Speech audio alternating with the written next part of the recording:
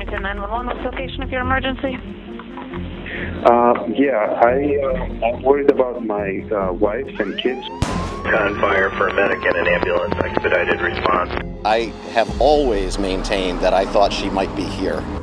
Jennifer Dulos led the perfect life.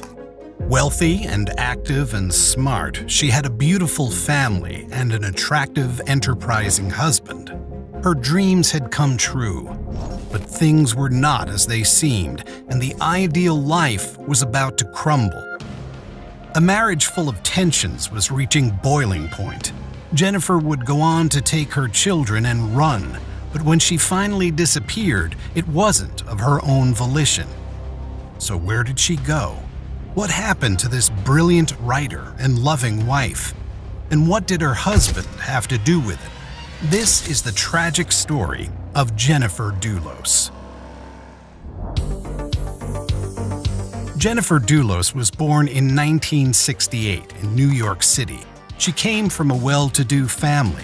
Her father was a banker and her mother was a philanthropist, while her aunt by marriage was Liz Claiborne, who founded the fashion company that would later buy the Kate Spade brand. As a result, Jennifer grew up in a creative and financially supportive environment. She was smart and had the pick of Ivy League universities, and she chose Brown. She graduated from Brown in 1990 and went on to pursue a master's degree in writing at an arts university in New York. Jennifer had always dreamed of a high society life. In an essay she published in 1998, when she was 30, she wrote about the women she idolized: correctly poised supergirls, well-educated, accomplished, thoroughbred. Her dream career would not be a career at all. It would be supervising her family's New York calendars. Still, she occupied herself writing and was a known figure on New York's literary scene in the 90s, described as a vibrant presence. She wrote multiple plays about her romantic experiences, reflecting fears about commitment and emotional honesty. She had a string of relationships that did not succeed, but she was still looking for the one. At the end of the 90s, Jennifer moved out of New York. She had no more romantic luck in the countryside, and her ideal life began to feel more of a distant dream. Little did she know she'd already met the man of her dreams, the man who would become her husband. Fotis Dulos was Greek, born in Istanbul in 1967. At the age of 7, he and his family had moved to Athens, but he wanted more. In a piece of personal writing, he said he wanted to get exposed to societies and cultures beyond his own country. He was smart and ambitious, and this ambition led him across the Atlantic to Brown University, where he began his degree a year before Jennifer did. Jennifer met Fotis in her first week at Brown. They had chemistry, but it didn't go anywhere. Jennifer was settling into her exciting new life, and Fotis was preoccupied with his existing romances. He graduated in 1989 and went to Columbia for his MBA in finance. In 2000, he married another Brown graduate, Hillary Aldama. Hillary was also ambitious, a lawyer and a writer, but this led to friction in their relationship. There is something very attractive when you're a creative person yourself and you meet somebody who's also an entrepreneur. You're riding that high bridge with them and you're kind of like dangling off the sides. Fotis was indeed living a successful life. He was a manager at a technology consulting firm and sought the high life wherever he could. A friend said everything with him had to be the best ski equipment, the Porsche. He was also highly athletic, early to the 2010s wellness trend. Jennifer had been a competitive squash player and continued to enjoy running. They had a lot in common, and with Fotis's marriage to Hillary on the rocks, it was no wonder that sparks flew when Fotis and Jennifer ran into each other at the airport in Aspen in 2003. A year later, January 13, 2004, Fotis emailed Jennifer. His divorce from Hillary was in progress, and he wanted to meet up with Jennifer. He wanted to breathe life into the connection they'd always shared since they first met at Brown in 1986. Jennifer described him on her blog as this young man I'd always liked. We had a special chemistry together, always, something special and precious, and we were careful to be careful with one another until lightning finally struck. In 2004, a month after Fotis and Hillary's divorce went through, Jennifer and Fotis were married in Manhattan. The divorce was settled amicably, but Hillary was glad to be out of it. That was a relationship that was very unhealthy, that actually ended up involving a high-profile case. You literally dodged a bullet there. I think so. No one could have known how Fotis's second marriage would end. Jennifer certainly didn't. She thought she was getting everything she dreamed of: a supportive, athletic, and attractive husband, a large family, and a life of luxury to go along with it. The couple moved to picturesque Farmington, Connecticut, and there Fotis started his own business with the financial backing of Jennifer's banker father. In Connecticut, Jennifer struggled to make new friends. She socialized mainly with Fotis's friends and participated in his hobbies like water skiing, though she hated it. Her own interests, such as writing, were set aside, and her unfinished novel manuscript went into a drawer to collect dust. Fotis had a very chaotic working method. A friend described him as a last-minute shooting for the deadline kind of guy. Meanwhile, they were both getting stressed under the pressure to have children. They both wanted to conceive, but they were struggling. They turned to medical intervention, and finally Jennifer gave birth to twins in 2006. But this heralded a new era of their relationship, and the beginning of its decline. Jennifer and Fotis had 5 children together, including 2 sets of twins. The family was active and high-achieving, just the way Jennifer had dreamed of it. The kids' days were packed with hobbies, such as art, horse riding, and Fotis's beloved water skiing. But family life was also stressful. To keep cash flowing in his real estate business, Fotis constantly moved them from house to house, and the kids' busy lives meant that Jennifer had little time for herself. She and Fotis began to fight. In a blog post in 2012, Jennifer wrote, "I wish I were a stronger person, and that confrontation did not both scare and appall me." Hints like this of deep conflicts in the marriage were littered across her writing, and external pressures emerged too. Fotis's parents moved to the U.S., but his mother was killed shortly afterwards in a freak accident, run over by the couple's nanny. Jennifer's father developed complications from an autoimmune disease. Sometimes pressures like these can draw couples closer together, but instead they pushed Jennifer and Fotis only further apart. Fotis began spending time away from home. Sometimes he was gone for as many as 10 days each month on what he said were water skiing trips. Jennifer, meanwhile, drew into herself, spending more time reading, and became increasingly isolated as Fotis cut her off from her friends. Fotis also displayed aggressive behavior. He punched out a parking lot attendant at her parents' apartment building and forced the kids to compete at ever higher water ski levels when they didn't want to. Jennifer wrote, "They are physically and emotionally exhausted and have begged me to do something about it. We are all terrified to disobey my husband." Things came to a head in 2017. Jennifer's father died, and it was amidst her grief that Fotis told her he was having an affair. His mistress was a Venezuelan woman named Michelle Troconis. Born in 1975, Michelle was a marketing and PR manager for high-end resorts, an advanced skier with ambitions to rank in the top 50 water skiers nationwide. Just the way Fotis and Jennifer had felt an instant attraction when they reconnected in 2003, so too did Fotis and Michelle now realize their similarities, and Fotis cast Jennifer aside. Fotis told Jennifer he'd fallen out of love with her. He said he still wanted to remain close with her and the children, however, and did not want them to move. He even suggested that Michelle could move into their mansion, which was plenty large enough to host all of them together. Jennifer couldn't believe this. She opened up to the kids' nanny. She opened up more, saying that she was no longer in love with Fotis, but she had 5 kids, so they were going to try and work out what they could. After an emotional year, she was reaching breaking point, and there was one final straw. Jennifer and Fotis had an agreement not to bring guns into the home for the sake of the kids.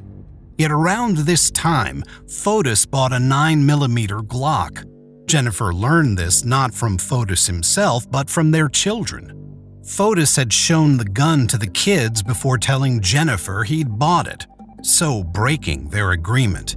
The introduction of a deadly weapon into an already conflicted household worried Jennifer. She was afraid of what Fotis would do to her or with the kids if she filed for divorce while they were living under the same roof. So she made a plan to move out secretly. Under the cover of night in June 2017, she piled the kids into the car and drove them to a new home in New Canaan. Fotis was furious. He called 911. I'm worried about my wife and kids because they left to go to New York, and I haven't been able to get in touch with them. But nothing bad had happened to Jennifer. Not yet. The next day, she filed for divorce. In the filing, she wrote, "I know that filing for divorce and filing this motion will enrage him. I know he will retaliate by trying to harm me in some way."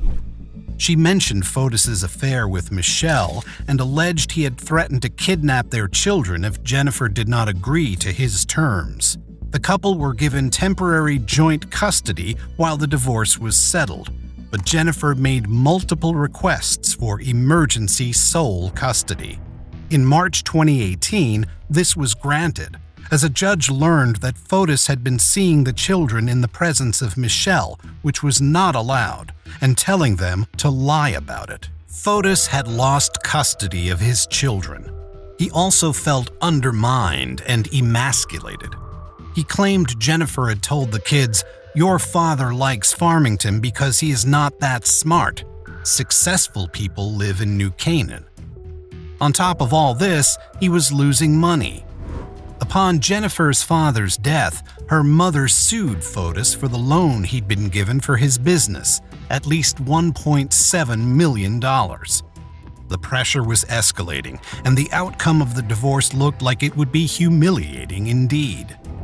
In May 2019, relations had soured even further. A family dog was dying of a terminal illness, and Fotis and Michelle wanted the kids to visit to say goodbye.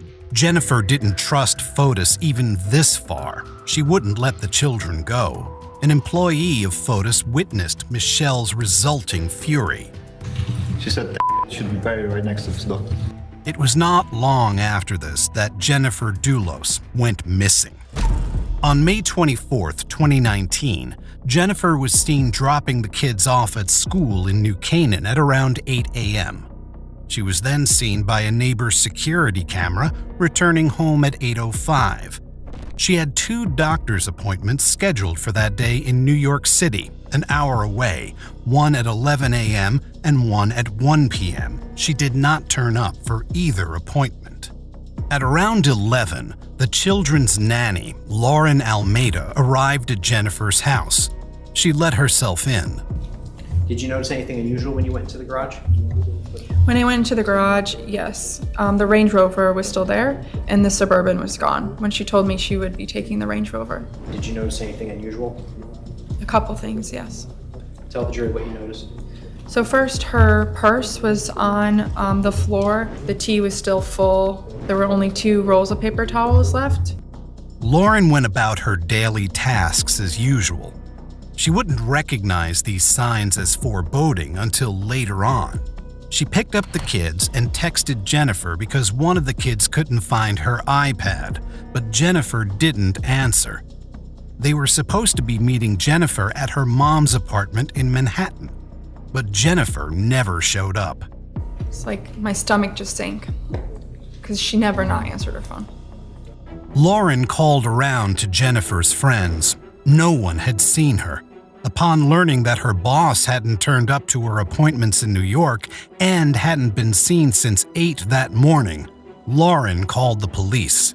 The police found blood spatter on the floor, door, and a wall in the garage. There was also blood on the exterior of the Range Rover and in the kitchen. When they DNA tested this blood, they found it was all Jennifer's. All of it except the blood on the kitchen faucet, which was a combination of Jennifer's and Fotis's. Someone had tried to clean up the blood, which was why Lauren hadn't noticed any, and why there was so little kitchen roll left. Jennifer's Suburban was found parked behind Waveney Park in New Canaan that night. On May 26th, the police commenced a search of the 300-acre park. As the days passed without any sign, they extended their search, looking in the vicinity of Fotis's properties. When a wife goes missing, the husband is always the first port of call. And in this case, with such a contentious divorce going on, Fotis cut a highly suspicious figure. And new evidence was emerging. The area had a lot of CCTV coverage since it was filled with high-value properties whose owners valued their security. Doorbell cameras and street CCTV captured the sequence of events on that fateful May 24th as clearly as any eyewitness. At approximately 7:30 p.m. on that day, a pickup truck registered to Fotis's company was seen driving down Albany Avenue with several trash bags in the back. It dipped out of camera view, and then when seen again, there were considerably less bags in the back, and a man could be seen getting out to put another bag in a trash can. This routine continued several times. The driver was Fotis Doulos and the passenger was Michelle Troconis, and they were disposing of something piecemeal, like they were trying to avert suspicion. The police searched these trash cans. They found all the evidence the pair had been trying to dispose of. A huge collection of items, many of them stained with Jennifer's blood. The items included cleaning materials, Jennifer's clothes, and zip ties. This was enough for the police to consider Jennifer's disappearance a suspicious death, and for both Fotis and Michelle to be arrested. A search warrant uncovered further damning evidence. At Fotis's house, the police found what they called an alibi script. It was a handwritten timeline outlining both Fotis and Michelle's movements on May 24th and 25th. It claimed Michelle had spent the morning when Jennifer had been killed running errands, a story Michelle stuck to in her first police interview. Fotis killed Jennifer. Okay? This is a fact. We know this. Michelle reacted shocked. But was this genuine? She invented a story about the timeline being a request from Fotis's lawyer, but it omitted their trip dumping trash on the evening of May 24th, when they'd been seen clearly on CCTV. If this was a lie, what else were they hiding? Michelle was interviewed 3 times. Across these interviews, she contradicted herself and Fotis. When asked where Fotis had been on the morning of May 24th, she stated they'd woken up together at 6:40 a.m. This was inconsistent with Fotis's cell phone records, which showed his alarm had activated at 4:20 a.m. and had been shut off at 4:21 a.m. When pressed, Michelle said that Fotis might not have been at home all morning. Finally, in the 3rd interview, she admitted that Fotis had not been home when her own alarm went off at 6:40 a.m. Fotis's alibi had collapsed. With that, the story began to unravel. On May 29th, Fotis and Michelle together took the pickup truck, which belonged to one of Fotis's employees, to a car wash. The police seized the vehicle in June, and Jennifer's blood was found on the passenger seat. All the couple's efforts to cover up what they'd done couldn't escape cold, hard facts: DNA evidence and CCTV recordings. A residential surveillance system showed a figure on a bicycle cycling towards Jennifer's house at 7:31 on the morning of May 24th. It was Fotis. Another surveillance camera caught the pickup truck driving towards that area and parking in a turnoff behind Waveney Park, the same turnoff in which Jennifer's Suburban would be found later that same day. The truck bed was at that point empty. At 8:05, Jennifer arrived home, and at 10:25, her Suburban was seen driving away from her house, but it was not Jennifer who was driving it. In those 2 hours and 20 minutes, Jennifer had been murdered. What exactly she was subjected to by her soon-to-be ex-husband, we don't know. Her body was never found, but prosecutors believe that Fotis restrained Jennifer with zip ties around her wrists and ankles before stabbing her. The weapon has also not been found. According to prosecutors, Fotis used the 10 missing rolls of kitchen roll to clean up Jennifer's blood. They then loaded her body and his bike into the Suburban and drove them over to the turnoff where he'd left the pickup. He transferred his wife's body into the pickup truck alongside his bike and left her car there with the lights on, as if to imply she'd been abducted in a hurry. It was becoming clear what Fotis and Michelle had done, possibly with the assistance of some of Fotis's colleagues. Fotis's legal team became desperate. They suggested that Jennifer could have executed a Gone Girl-style disappearance, in which she framed her husband for murder as revenge for her infidelity. This defense drew on her blog, which painted a convenient picture of a marriage in decline and a wife in fear for her life. But this fictional defense could not hope to counter physical evidence.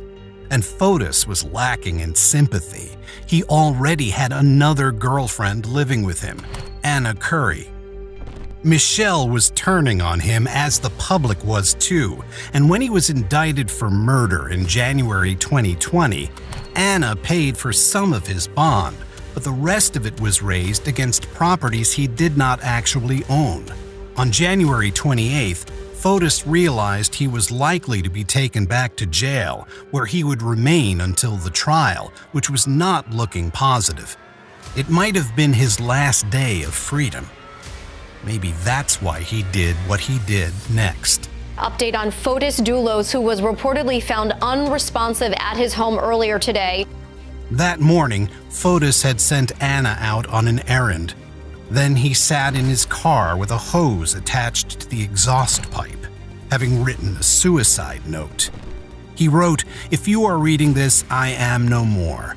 I refuse to spend even an hour in jail for something I had nothing to do with. Enough is enough. If it takes my head to end this, so be it." Paramedics managed to resuscitate him, but he died 2 days later in hospital. Some of Jennifer's friends viewed this as justice. Others saw it as a cowardly escape from closure and consequences. But Michelle remained alive and had also been indicted in January, alongside Fotis's former attorney, Kent Mawhinney, who'd been mentioned in both alibis. 6 days before Jennifer's disappearance, 2 members of Kent's gun club had stumbled upon a hole in the woods behind the club. It was 2 feet wide, 6 feet long, and 3 feet deep, the shape of a grave. There were 2 unopened bags of lime in it. Lime can be used to decompose a body. When they came back to investigate 4 days later, 2 days before Jennifer went missing, the lime was gone. No remains were found in that area when the police searched it. Kent faces other charges against his own wife, and his trial date in the case has not yet been set. But Michelle was tried in January 2024, and in March she was found guilty of all 6 counts. She was convicted of conspiracy to commit murder, 2 counts of conspiracy to tamper with physical evidence, 2 counts of tampering with physical evidence, and 1 count of second-degree hindering prosecution. That Michelle was convicted of murder without a weapon or a body shows the strength of the prosecution's case and the certainty of the jury that she did it. What are your thoughts on this tragic story? Did Jennifer's case result in justice? Until next time, stay safe, keep up with our channel, and we will see you very soon on The Decoder.